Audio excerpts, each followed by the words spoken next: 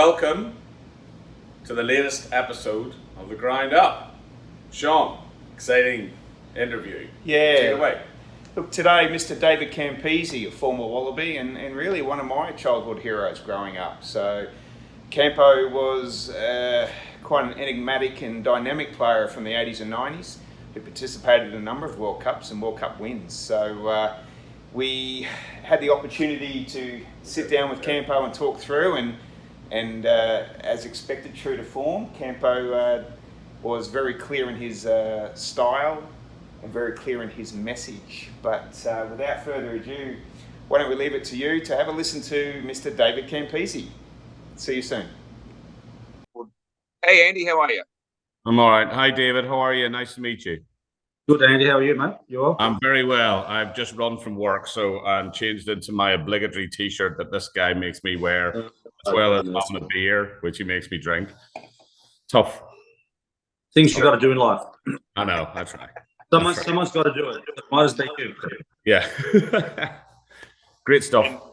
Actually, David, I'll get you one of these wonderful Platypus Rugby jerseys as well. I'll be home in December in that region, so I'll get one to you. Wow, thank you. Okay, that's very kind of you. All right, so Andy, David, we're going to keep this to an hour, Yep. And we'll go for that.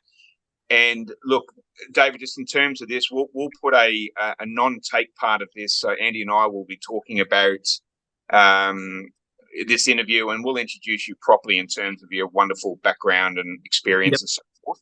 I think it's important also to highlight your, keynote speaking and your website, so we can do that on here and also in our blurb. So have full confidence we'll do that. Okay, thank you. So let's start. So in terms of that, David Campese, thank you for joining us today. Really appreciate your time.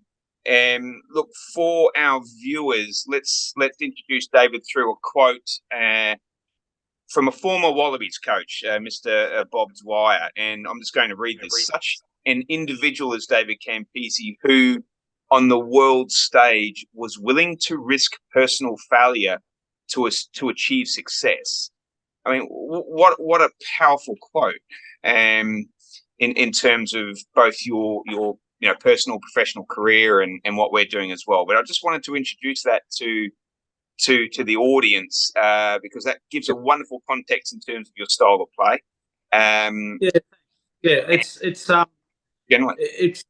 I come from a small town of 21,000 people. Rugby in Australia is a private school sport. I went to government school. My dad was Italian, never played sport in his life. Elder brother, 2 younger sisters. And I just grew up in an environment where, we roamed the streets, golf course down the road, played Aussie rules, rugby league, rugby union, won a golf championship, played cricket. And then one day just decided to go and play a bit of rugby. So I've always been an adventurous kid. So I think that's sort of how I sort of brought that into play. Sometimes it didn't work. But look, there's a lot of nice words have been said, but at the end of the day, it was, the risks that you take sometimes, they do affect you big time, but no one really knows that at the time. But you've got to move on. And I was just fortunate to play in a great era of rugby. I'm glad I'm not playing now. I mean, it's just robotic. So they were the great rugby. Yeah, wow. And some things that we'd love to talk further about, of course, in that. And look, we've had some good discussions in this series that we're doing around the Rugby World Cup from the inaugural 1987. Andy's dad was actually the referee in that, as well as the 91 and 95 World Cups, right? Yeah, that's right. He did, and he actually refereed you in '84 on your successful Grand Slam tour. Stephen Hilditch. Okay. That was his first international he ever did, so we watched that keenly from Belfast behind the sofa. So you weren't worried about your dad referee? Yeah. Yeah. So I mean, he talked, and Sean, he talked in '87 just about the sheer rawness of it, of such a big competition, and in fact spoke about the fact that when Ireland rocked up, they didn't actually have an anthem. So they played the Rose of Tralee, which nobody had ever even heard of. So, Sean's got some good questions just about what your feelings were on that very first one. Yeah, look. Yeah, but I think Sorry, David, you go. I remember that. It was quite interesting that you mentioned '87 because if it wasn't for Australia and New Zealand, the IRB didn't want a World Cup. Yeah. So if it wasn't for those countries, we would not be where we are today. And look how much money they've made, and look how they don't look after the game. You know, if you really think about the money, this Owen Farrell thing like a couple of weeks ago, and the safety of kids, the way the game's moved on, being a professional era compared to the amateur era, where even referees. I'm sure if you speak to your dad about refereeing now, maybe in those days, if there were cameras, there wouldn't be too many players left on the field. I assure you. Yeah, the old West. But David, you're in 3 World Cups: the '87, the '91, the '95. It's all in a pre-professional era of rugby. And look, from your perspective, how had rugby progressed from the '87 to the '95? So again, pre-professional. What changes had you seen in that at that level? Well, I don't really know because we're still amateur, so nothing really changed. I think it changed, especially from New Zealand's point of view in '85. They won '87. Then '85. I think they I don't know, there was a bit more professionalism in the game. I know they had a fitness guru who, you know, if you looked at South Africa and New Zealand, the rugby had changed. They took it to a new level, where in Australia we really had this majority of the same team we did back in '91, and we had like a lot of injuries. We're getting older, slower, and that seems to affect you. So look, I think there was something. Everyone knew there was something happening, but it was still, you know, run by the unions, and then I think after '95, I think that was when people said that's enough. You know, I mean, the amount of money they make, even to today, I've got no rights to my own image. So every try you see I scored in the World Cup '91, I've got no rights to that at all, and they show it over and over and over again. And that was bad back then, you know. So, but again, I actually wrote a book in '91 called On the Wing and the Prayer, and I actually mentioned, I said, if we go professional, it's going to destroy our game. And, you know, I could see the game because being a rugby player as an amateur, they go to Italy and played. You can see how great our sport was, the opportunities people were given. And now you can just see it's just about money. You know, it's about defense. It's not about attack, you know, and it is very, very frustrating to see where we are. And especially when you still got the same guys who, when I was in the amateur era, like Bill Beaumont and that, they're still there. They still run the game, you know, and I think we just got to start to move on from that, you know. We need to entertain, especially in Australia. Yeah, I was going to pick up on the winger side of things. I mean, it went through a phase, believe it or not. I used to play in the wing, but it went through a phase of just huge men from your day of finesse, pace. But there was a chink or a shining light I felt with the Irish team. We've got 2 wingers. One's actually Australian, Matt Hansen, and Lowe. And they're not the quickest. They're not the biggest. But the game plan it's almost like an old style of getting wingers into the game more. Have you seen any of that progression of actually almost going back to that amateur era of good rugby players with a good brain instead of brawn and big muscles? Yeah, look, it's interesting watching because if you look at the Australian wingers, you know, Corabetti, our winger, he scored more tries by going into a 5-metre ruck and diving over the line than getting one-on-one out wide. Yeah. If you look at the Kiwis, you've got Jordan, 23 tests, 23 tries. We've lost our style of play because we had Kiwi coaches, we had coaches that play a very structured game. And you can see now, like, you know, we've got probably 10 really good wingers, but the problem is we haven't got a 13 to create the space for the winger or the fullback to chime in the back line. We've lost that dynamic of the game. And it's quite interesting seeing Eddie, you know, come out last night. He said he brought Hansen in to play the Randwick style of rugby. I played at Randwick. And if you haven't got the skills, it's very difficult to play a running game. You just can't turn on. So, you know, I mean, it is scary also that if you think about rugby now, where you mentioned 2 guys, one's a Kiwi, one's an Aussie playing for Islands. Yeah. Like, what's wrong with your Irish system? It's supposed to be a great system. I still believe that where you're born, you play for your country. That should be like football. You shouldn't have to go and search, because you've probably left two promising young Irish guys coming through the system. So, well, why should I play here? I'm not going to get picked. Look at Australia. We've got more Islanders playing for us than we have locals, because they're bigger, and the style of rugby under Robbie Deans and Dave Rennie was that style. It wasn't about playing the Australian style or the Irish style. It's about playing what they wanted to play, and it didn't really work for us. Mm-hmm. So he's come in now. It's been like he's changed his mind 5 times. So who knows what's going to happen in the World Cup? I agree with that. Interesting, yeah. Look, great comments. Look, quick switch of gears, but I do want to come back on some of those points, David. Look, you had a great career at sevens. You had, 15s through the World Cups, and then you went in sevens. What are your thoughts on the sevens format of the game? Look, I think the format's a great idea, but the problem is, why do we have the 15 laws in sevens? Why do teams kick for touch and walk to a line out? It's supposed to be sevens. It's supposed to be fast. And if you have a look at the structure of sevens when we played was get the ball, don't give it to the opposition. Now, what happens, players look for contact, or the commentator, well, whoever wins the breakdown is going to win the game. I said, that's 15's talk. Sevens is about non-confrontational. Why would I want to get tackled? When you're on the ground, you're out of the game. It's useless. But unfortunately, because we've come from that old amateur era, we're not wanted by anyone in the professional era, because we're old. We've got old ideas. I scored more tries than anyone else in the world in Australia. And yet they won't even come to me and say, mate, how did you score those tries? Not interested. They'd rather go and get some guy who's played 10 test matches, and because he's going to follow toe the line. I went to help Australian sevens a couple of years ago, and we had about 4 coaches, and I said to the coach, listen, mate, if you want some help, give me a call, but there's too many people here. And it's all structure.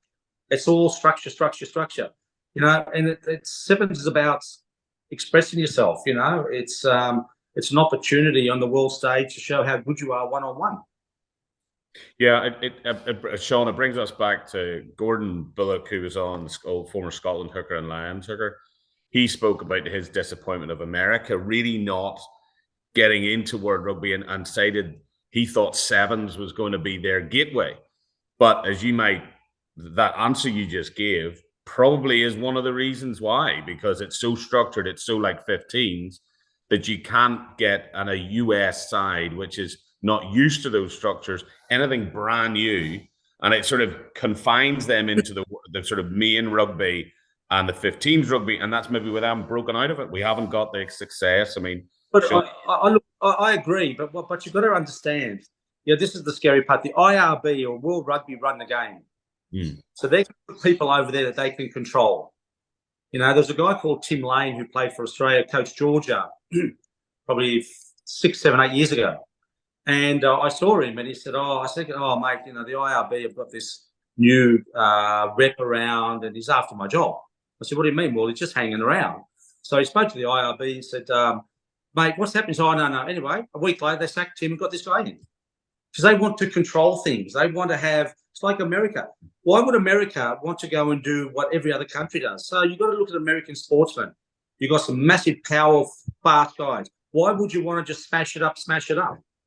Why would you want to do that? You've got to use, it's like basically having Michael Jordan say, Michael, you sit on the wing, mate. We'll give you the ball when we want to, but just stay there. You give the guy the ball every second and say, mate, guys, follow him. Just follow. But that's the problem. They want too much control of the game. Yeah. And look, it's an interesting one. I'm going to jump through your approach to the game, David. Obviously, when you played, you're an incredibly dynamic player, and arguably the most dynamic player we've seen. Just continue that theme of your approach to the game when you played, and some of the angles you ran, and clearly had a bit of leg about you too. But talk about your thought process when you were attacking a line or even defending. How did you go about that in terms of your risk taking? Good question. I've got no idea. I just sort of, I played fullback at when I was 17 for Queanbeyan White's 4th grade. And I think it was actually, it was probably the best thing I've ever played, because you had the old 30-year-old forwards, all those old guys want a bit of fun, and You know, they had this little guy at the back who just ran the ball from anywhere. So I think that really helps, because if I went straight to first grade, you constrict it to what they want to play. Where at fullback in fourth grade, no one really cares. You just go and have a run around and all that. So I think that helps. And I think the defences weren't as structured back in those days as well. So it was easy to get around. But I just wanted to run off the ball. You know, I mean, I work bloody hard. People don't realise how hard you work off the field. They see the results. But yeah, look, it was part of my DNA, I think, playing rugby league as a kid. Just wanted to run off the ball. But I could sidestep, I could swerve, I did the goose step, I could chip and chase and pass. So I could do 6, 7 things when I was marking a guy like Rory Underwood who could only go in and out, in and out. So it makes it easier when you know what the opposition can do and can't do. But, you know, I just read a game. When I went to Italy in '84 after the Grand Slam, after my second game there at fullback, my coach said, "Do you want to play number 10?" So all of a sudden now I'm the playmaker. So I've gone from a finisher to the creator. So my knowledge of the game, I could read a game very easily. So that's why I was always in the right place. I could see, anticipate. And that's one thing we don't allow kids to do these days, anticipate and say, mate, if you make a mistake, don't worry, keep on going. You know, now you say, don't do that again. I mean, you destroy people. So I think because of the structure of the game, and I think that in that era, again, I was allowed to do things. And, you know, you have people around you say, mate, next time try this, try that, look for that. And I go, okay, good. And you raised the point of rugby league, and at one point of your career, you were contemplating switching to the professional code of rugby league. No, I wasn't. I was never really going to go because, you know, I mean, I lived in Italy 6 months, in Australia for 6 months playing rugby. So why would you want to go to league? You know, it was obviously I grew up watching rugby league, playing it, but not. I wasn't really. Rugby was sort of, you know, I travelled the world. I've been to 47 countries in the world playing rugby.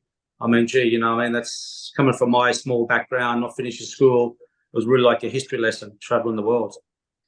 Oh, it's great to hear. And actually, we'll talk about your views on the future of Australian rugby in a second. But just probably, or maybe it's a good point to talk about that. The elephant in the room is really the rise, fall, and future of Australian rugby, right? So I'll give you some statistics that I had. In terms of, this is from a government website, I was having to look these up, and in terms of our men, women, and kids, right, who are participating in the sport now, and I distilled this down into contact winter sport. So basically, it's between Aussie Rules Soccer League and Union, and you know, we could talk about the men. We sort of know that. I mean, the rugby union's 7%, 7.5%. Soccer, 55% of registered players play soccer. Women are somewhat similar, a little bit higher on the soccer, 62%, and just under 5% for union. Probably sorry. Yeah, that's right. Yeah. And the concerning thing are the kids, right? The next 10, 15, 20 years, and you look at, you know, 30% in Aussie Rules, over 50% in soccer. And you've still only got 6% of kids registered to play rugby union. And so I guess let me put that out there, and then I'll ask the question again, the rise, fall, and future of Australian rugby. What are your thoughts? Yeah, look, I think you've just summed it up. We've got 4 football codes, 1, 2, 3, 4. And if you think about it, we've got cricket as well. So we're the only country really have got rugby union, rugby league, Aussie Rules, no one else plays it, football and cricket. So we've got 5 major sports. We've got 25 million people. Half of those are Asians, don't play sport. So we have got a very, very small base. We talk about Ireland as well. They've got a small base and they've got a couple of different sports. But the only way and the reason why I think we did very well when we were playing back in the 80s and 90s is because we entertained. We played a style of rugby people wanted to watch. You know, the football, we just had the Ladies Soccer World Cup. And the reason it's done so well, that's the first sporting event we've had in Australia since 2018. The Commonwealth Games up in the Gold Coast. We've had nothing since. So that's why everyone said this is great.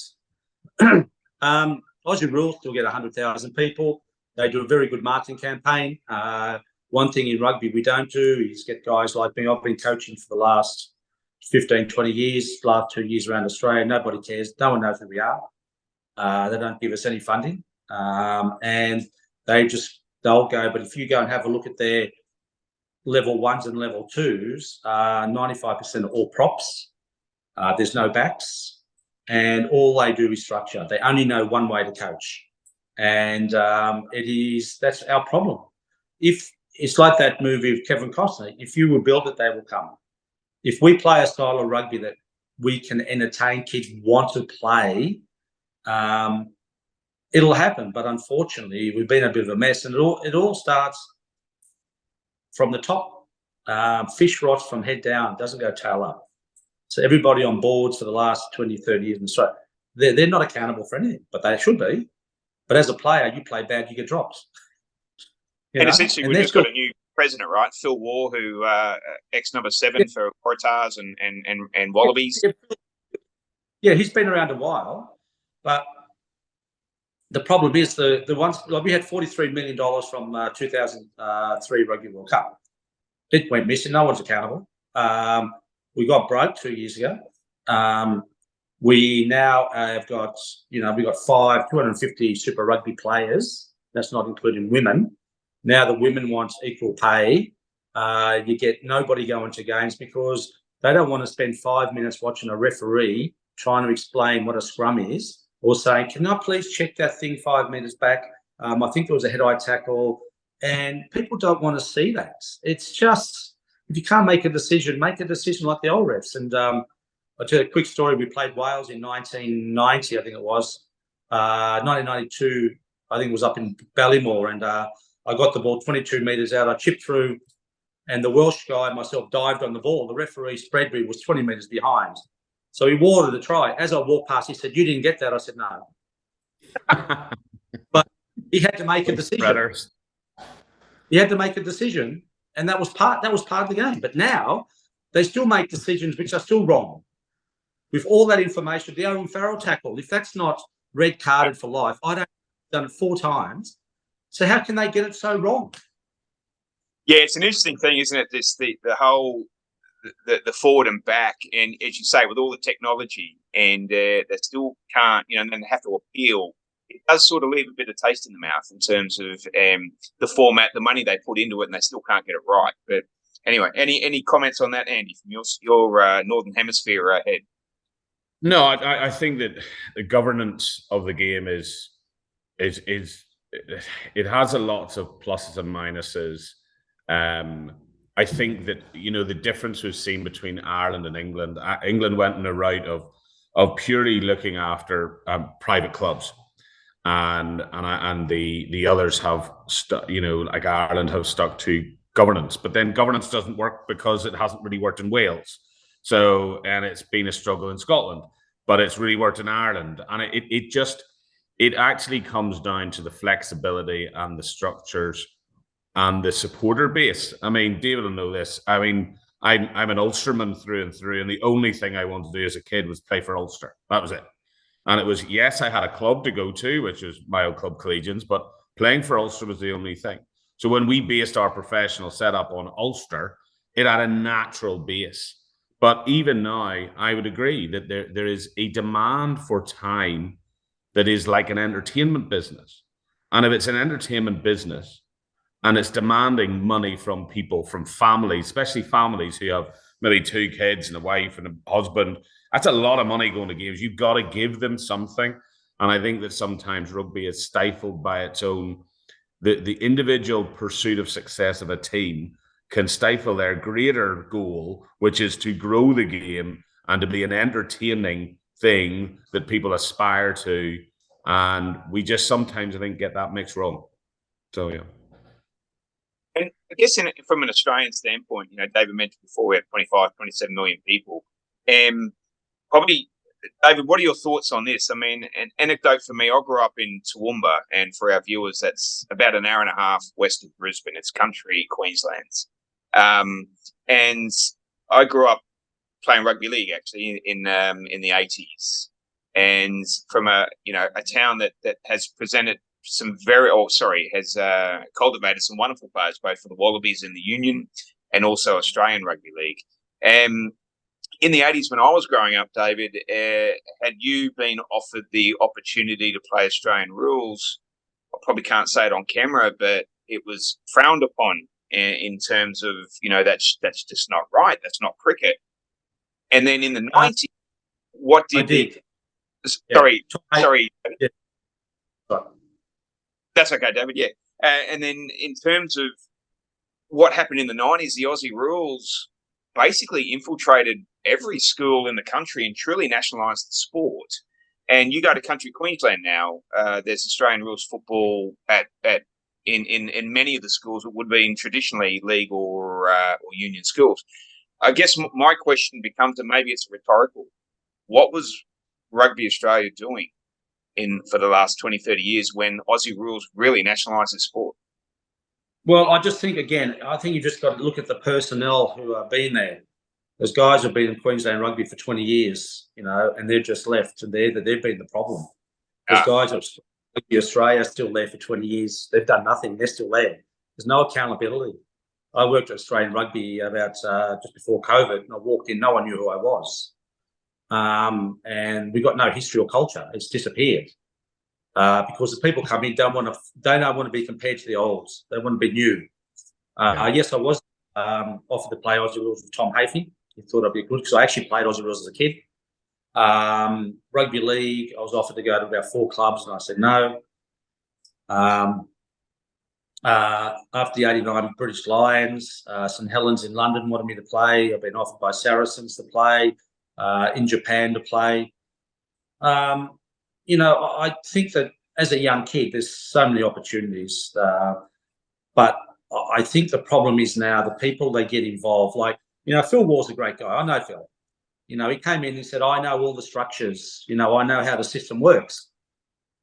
Okay, well, that's great. But how are you going to change it? If it's there, what are you going to change? And the first thing you come out and said, we need more money. And people go, well, you go to a test match, in Australia, it's $140 a ticket. Yeah. Just so you got there's like $600-700. Then you got to buy food. There's no programs. You cannot buy a program at Australian Test anymore. So you go along and see this young guy play, and you go, I'm going to watch this guy. And so, mate, they actually signed this. This is your first test. There's nothing. Yeah. Of course, it's top. They've isolated all the old players. Only the ones who get gigs are the ones who want to say nice things. I've been part of rugby's my life for 30 years. And it's just sad that they just don't care about the history, about, coaching-wise. I go out and coach kids. The kids I ask after the session, I say, okay, Shane, what's your position, number 10? Who's your favourite player? I haven't got one. I don't watch rugby. My son goes to BSS school, which in the Gold Coast. I'm coach. I did a couple of sessions with them. And after the session, I said, guys, you've got to watch the game. I said, who's going to watch Australia, New Zealand tonight? 2 guys put their hand up. At TSS? Yeah. And just for our viewers, TSS is one of the biggest rugby schools going. Wow. Yep. So if it's not working there, because it's not on free to wear, and there's no spark. You need what Michael Jordan did to American basketball. Even now, like I meet people say, mate, you got to do. I said, well, mate, like you can only do so much. But if they're not prepared because they don't like what you say, we've got Hamish McClellan now, who's the chairman. He's going to back Eddie 100%. So we've got Eddie Jones, who hasn't been in Australia for like 20 years, comes back, says we're going to play like the Ellis. A month later, we can't do that because running rugby's dead. We're going to kick away. Then he goes to Rugby World Cup and he goes, Hansen Hansen's going to come and play. We're going to start to play Randwick rugby. I said, you can't switch on, switch off, whatever you want to do.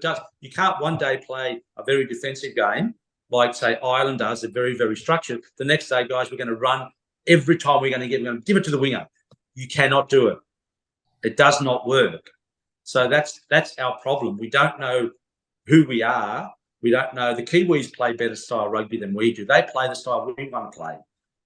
But we're still caught in this structure because you had Brad Thorne, who was a Kiwi up at Queensland. most of the coaches are forwards. There's not really a lot of backs. You've got Les Kiss now with the Reds, who's a rugby league player. We've got all these rugby league coaches like Andy Farrell. Never played he played 1 year of rugby. He's a guru.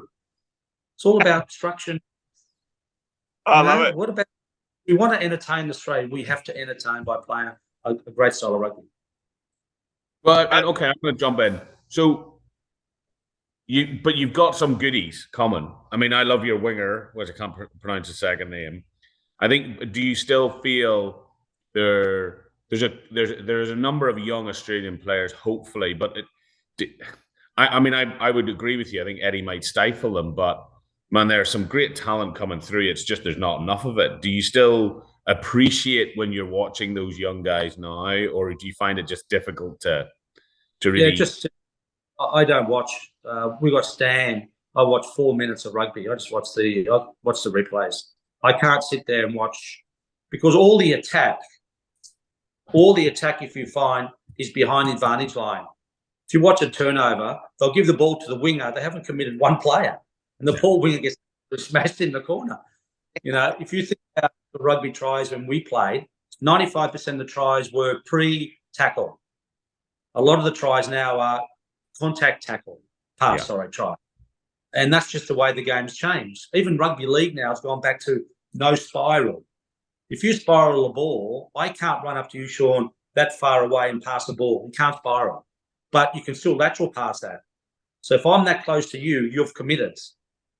But when you spiral, it's probably 2 or 3 meters away. So if I spiral, he drifts. It's a very easy thing to understand. And they all put the ball under their arm when they run. I said, mate, you actually demonstrate into the opposition you're not going to pass the ball. Yeah. Isn't that a great comment from one of the world's best, Andy? What we do in our wonderful D3 here, run with it out front, so that because the defense will not know what you're doing with it. It is amazing. I coach this D3 side here, and we get a lot of American football past college players, and it is a joy to teach rugby as I was taught when I was 4 or 5. Simple. Keep the hands out. Make sure you don't make a decision too early. Commit people. Use your eyes. But also, I mean, it's funny when we started. I started this journey about 4 years ago with them. We don't have a move. I refuse to make moves, because you do moves, they'll use it, but they don't know when to use it. You've got to see what the defense is doing, and I just refuse to teach them that, because I want them to enjoy the fact that inside centre has drifted too close to his outside half. Therefore, there's going to be a gap between the two. Let's bring him closer and pop. So I agree with you. I wish there was more of it. I agree. But what you got to do with those guys is got to play games with them. Yeah. You've got to give them a scenario. And one of the best games you can play is, there's a couple of games. One of the best games you can play is you can use from 22 to 22. You put cones right across the oval, 22 and 22. You get 2 teams, and you can play touch when the guy goes to the ground. One of their guys got it, and you pass. But what you do, you might put 4 bibs on one team, 4 bibs on the other. So basically you say, okay, you're going to have 5 phases. Okay. So anytime in the 5 phases, you blow the whistle. So the 5 guys in defence have got to run back to their 22, so they come out of the line. Yeah. The other team have got 5 extra players. You watch what they do. They'll do exactly the same if there was the whole team there. Yeah. Because they can't make a decision. Instead of even now, last week when I coached my son's team, I said, guys, okay, what do you mean? Look up. I said, well, what does that mean to look up? What does that mean? Look in front. I said, well, what are you looking for? Yeah. Looking for, and I did something last year at the school, and it was the Brisbane Boys College, and there was the A's and the B's. The A's were going through their structures. In the B's, there was a prop. The lock was about 150 kilos, slow as walking. Yeah. So I watched this training session. So this team did all their moves, looked really good, and the coach said, "Do you want to say anything?" I said, "Guys," I said, "Mate, sorry, what's your name?" "John." I said, "Guys, here's John. Look at the size of him. He was walking. Did any of you guys go, shit, let's just run at him, run off him to make it easy?" No. They have to do the structure because that's all they know. That is the problem. The structures come in because that's what coaches want. There was a great photo years ago. I can't find it on my phone. And it was Australia versus England at Twickenham. And Australia were on the sideline, 5 metres, try line, with 15 metres in, and it was a ruck. We had 4 Wallaby players, this is on our try line, running like this to get into position, right? Running, the ball was about to come out. And they're worried about what position they've got to be in. Yeah. And the ball, and you sit there and you go, oh my goodness. Because that's all coaches, that's what they think. You want structure, you want to do this. It does not work. But unfortunately, that's what they want to do, mate. So you can scream until you lose your voice, but because we're old or you don't like it's different and all that, you know, when Dave Rennie came last year, I saw Dave Rennie, I said, mate, you know, this and that. I spoke, he didn't even listen to what I had to say. So you go, mate, well, that's, you know, that's the way people want to be. That's why it's supposed to be professional, is try to be the best out of players, get the best out of them, not play a structured game where, and that's what this World Cup's going to be a bit like. Teams that want to get a penalty, you know, get 3 points or get the advantage, 22 phases later, come back, we'll do another penalty. It's too. That's why I hope the French or the Kiwis or South Africa win, because they've got players that want to try and do different things now. Anyone in particular, David, that stands out for you? What's that? I'm sorry, I spoke over. Is there anyone in particular in those teams that really stands out for you that you think is that dynamic in the current game? Well, I think the French wingers, Dupont from France, you've got Colby from South Africa. He's probably not as dominant as he was in 2019. Then you've got, you know, you've got Mark on the wing for Australia, Kakanakis, I think his name is. He's a bloody good player. I would put him at 13 because on the wing he doesn't get the ball. I'd put him at 13, creating a bit. Look, I think there's a lot of really good players. I think Mwunga, you got McKenzie, you got Sevilla, then you got South Africans, you got Fuff at number 9. You got, to me, the more dangerous players you've got in the back line, the more pressure on the opposition. If you've got one dangerous winger, it's so easy to defend. You know what I mean? That's how I look at the game. The Irish have got Irish, what they do is that they're very, very structured. They'll won't commit at a ruck, but when they do commit, they'll make sure they get the ball. Yeah. And it's a very, very structured way of playing. And Scotland are starting to play a bit better with Finn Russell. If he doesn't play, they're in a bit of trouble. If there's 1 or 2 players you lose, the whole structure of the game changes. Or probably the last thing on sort of, from my standpoint in terms, David, of the future of Aussie rugby, are you cautiously optimistic that there's a will to change, if not amongst the establishment, amongst the you and I's of the world and the fans and the ones who want to be around this magnificent game? Do you think there's a desire for us to have a change in terms of the more dynamic sort of approach that you're talking about? Well, I think we have to, because we've got 23 World Cup now. We've got 25 British Lions, 27 Men's World Cup, 29 Ladies World Cup. You know, I think when we were the best, we had New South Wales, Queensland. We had 2 teams. We had a lot of combinations. Now you've got 5 teams. You know, and if you look at the All Black Test a couple of weeks ago, you had McDermott hadn't played for number 10. Number 10 hadn't played for 12. That was their first test together against the All Blacks. That doesn't work. You've got to have combinations. You know, we need a number 8 that can pass. Valentine doesn't pass a ball. He's not a danger. When Kieran Reid was playing, you go, bloody hell, this guy can pass, he can tackle, he can do all those skills. That's what I mean. If you look at South Africa as well, some of their big players, you know, you've got to look at, like Khaleesi, I don't know if you saw him, he was 100 days out, plays against Wales, offloads and a tackle. I've never seen him do that. Now, these guys, they can change. They want the will. You need the will to want to change, and the coach has got to say, guys, just go out, have a go for it. You know, if you make a mistake, you know, the worst thing you see now, someone makes a mistake and everyone goes and pats them on the arse. I go, mate, that's your job. You're getting paid to do it. Suck it up and get on with it. I love it. I love it. And it's comments like that, Andy, why I miss home. I do need to back to Australia for a bit of a break. which will happen in December for me, thankfully. But yeah, that's excellent, David. And David, look, anything from you, Andy, or before I? Well, no, I was going to say that one of the things that we had a good conversation with Gordon about was the transition from playing Scotland. Yeah, transition really from playing. I mean, tell us. How did you manage it? I mean, you said you played a huge amount around the world, but when it was finally time to hang up the boots, how was that for you? Look, I think it was very difficult. I had some sports shops, but I was probably used as well, so I didn't really know what I was doing because of my background. I didn't get married until 2003 when my wife, Lara, came along. I wish she was earlier because she was pretty savvy. She knew all about business and all that. I think it's just scary in Australia that you can't say what you want to say because you looked as, you're not good for the game. You always have a go. I've always done that in my life. When you play the style of rugby for Australia, if you look about the professional era, the amount of money these guys get paid today, we did it because we got 20 quid a day, and now, one gets $1.4 million and, but they don't seem to be happy. I think one of the biggest, worst inventions ever was called an academy because you can go and open an academy tomorrow. You can call it the new American Academy and you can go off and do it. You might have played fourth grade rugby, but you got your certificate.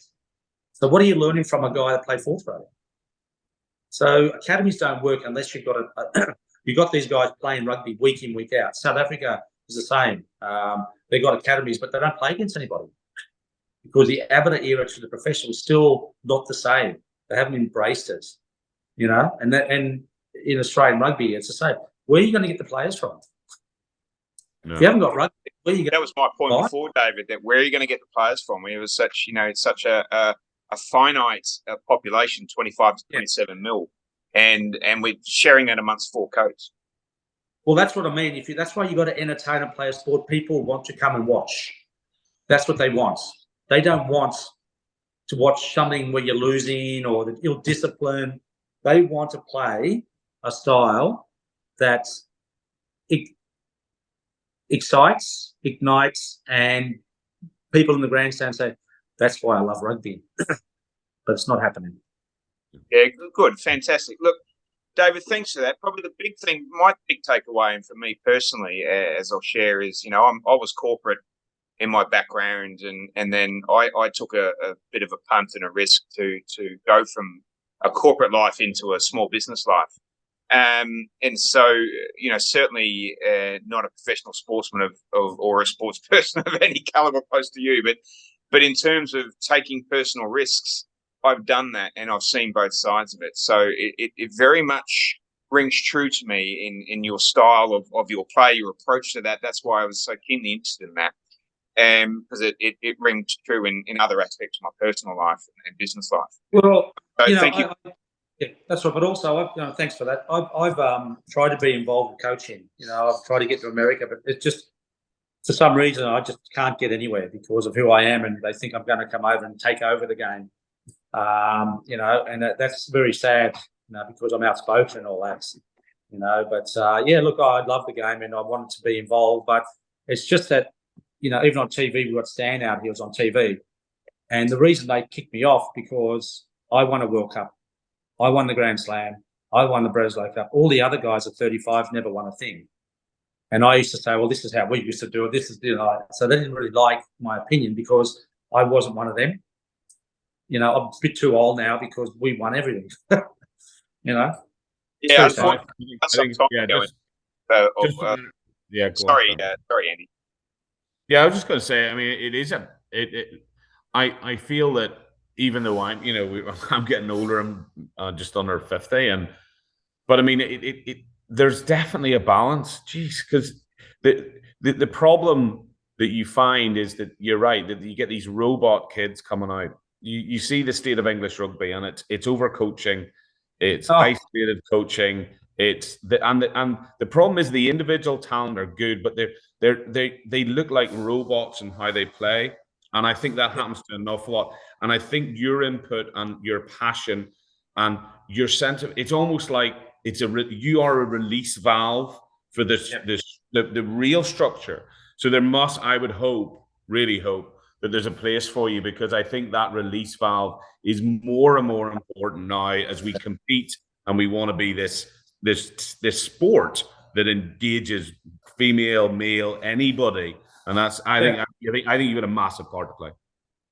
Yeah, unfortunately, they won't let me. They've been cancelled by Rugby Australia because of my views and things like that. So, mate, that's what I mean. I tried to get overseas to France, and one of the managers in France said, everyone knows in France, they know who you are. It'll be great. We have one small problem. I said, what's that? He said, coaches have big egos. Because my name's mentioned, they go, oh, shit, no, this could be a tough. Well, there could be an opportunity here, David. I mean, as we said, the US have unfortunately failed to reach the World Cup in this occasion. They're doing well in the sevens format. So I think you could have a monumental impact here. Didn't you have Gary Gold as coach? Sorry, say that again. Didn't you have Gary Gold as the coach? Oh, Andy. Don't ask me. I'm an Irish and Ulster. I'm not. Hey, he coached at the Sharks. I know a lot of these guys. Why would you go and get a South African structured?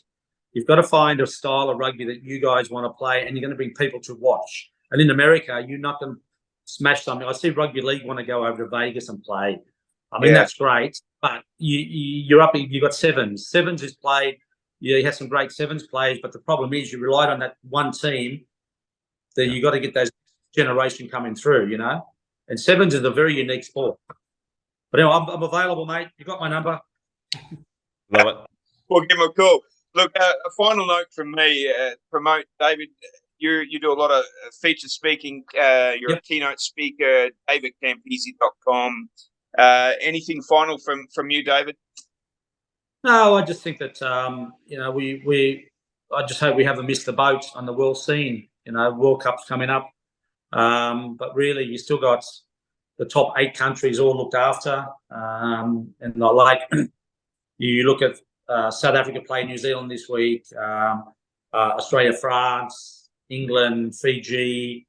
Last week I saw Portugal play Romania, America. I mean, they're the teams that need to play the big boys all the time. It's just not fair. They're not playing against the big top 8. The top 8 play against each other all the time. That's why they can handle 80 minutes. Fiji a bit good this year because they're playing that Super Rugby out here. Unfortunately, Tonga, Folau got injured, so he's not playing. So they've only got 1 or 2 really super players. If you lose that, they're not like Australia, New Zealand, South Africa, and Ireland. They've got multiple players they can bring in.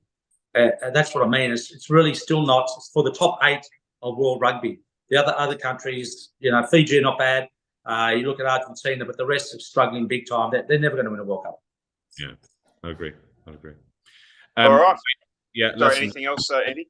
Yeah. Well, I'm just going to say a huge thank you.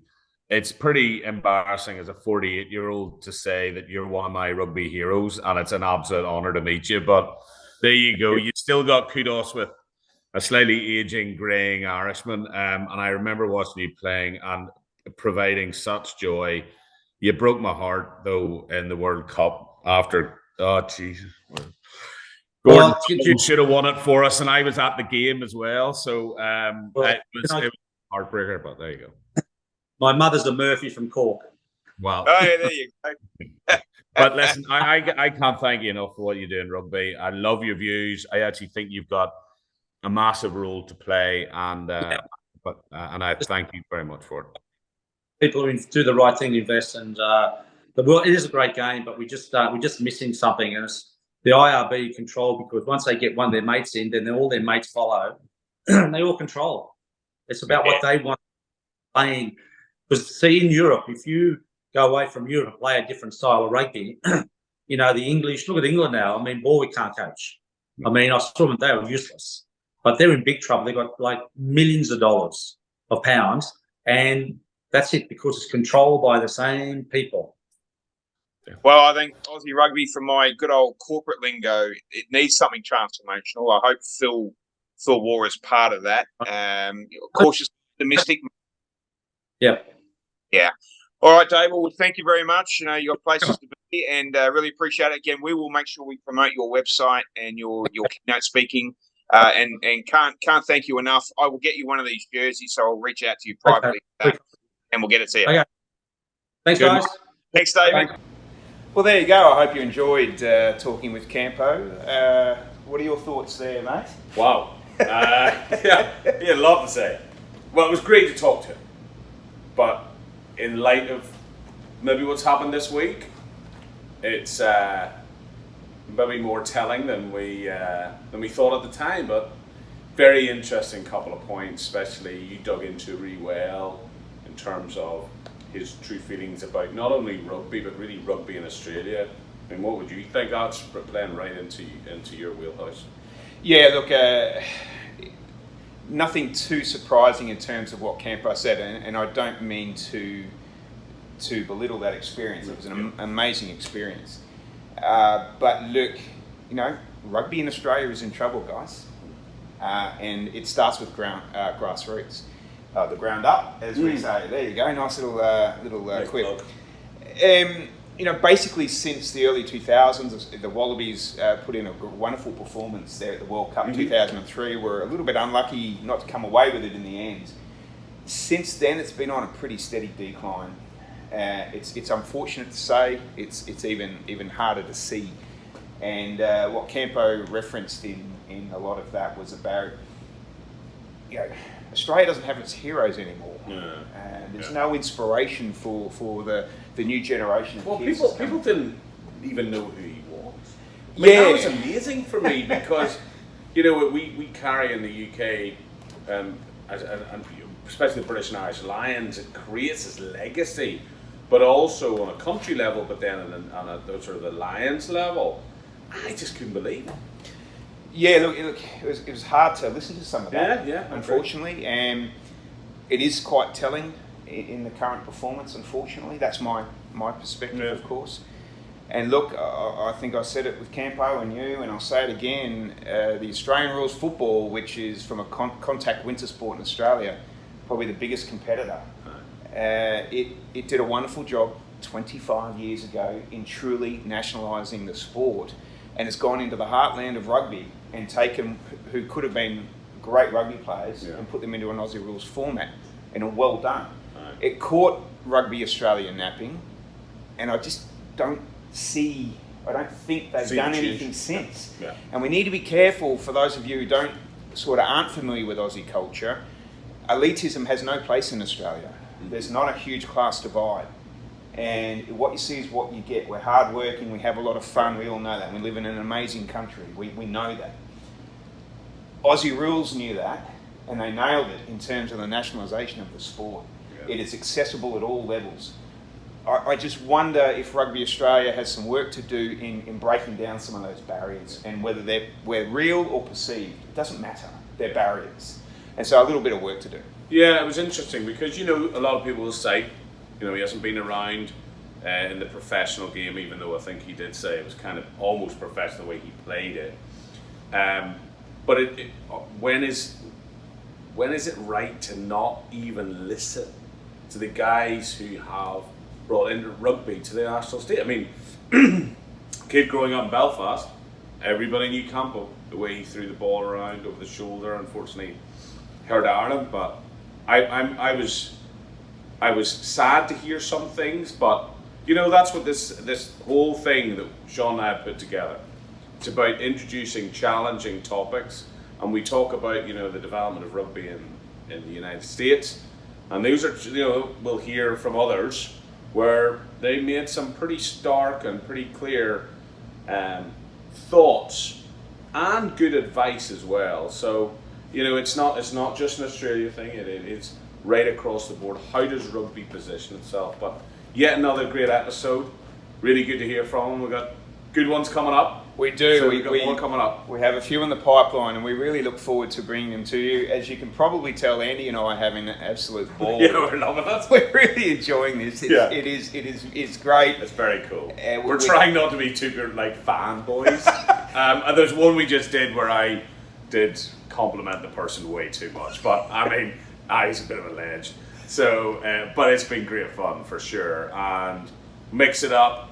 Maybe the Northern Hemisphere next, and some different people and different rules within the sport. So stay tuned. Anything last for you? Look, that's it, guys. As I said, we're really enjoying doing it. Make sure you subscribe. Brought to you by Platypus Brewing. This wonderful nectar right here. Yeah. Loving it. And also thank you to Matthew, my colleague Matthew Tilley, who's been helping us with putting the stuff together in terms of editing, because we're kind of rubbish. Yeah, we're a little bit amateurish. We know how to press stop and play. That's about it. That's about it, really. But thank you all so much, and we'll see you next time. All right, hooroo. Thanks very much. See you. Bye.